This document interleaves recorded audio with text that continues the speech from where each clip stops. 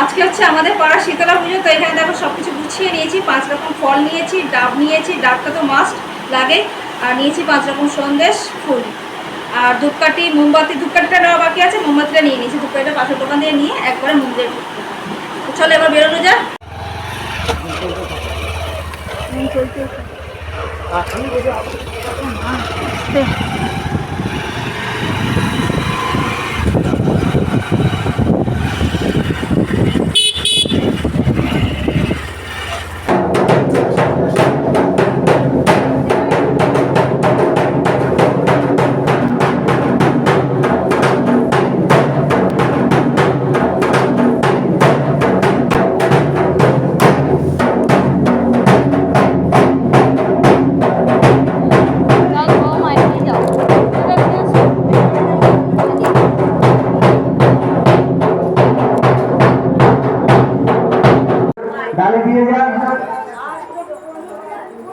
আমাদের মন্দির প্রাঙ্গণে উপস্থিত হবেন আমাদের প্রিয় বিধায়ক কল্যাণ ঘোষ মহাশয়, আমাদের পঞ্চায়েত প্রধান শ্রী ব্রত মন্ডল মহাশয়।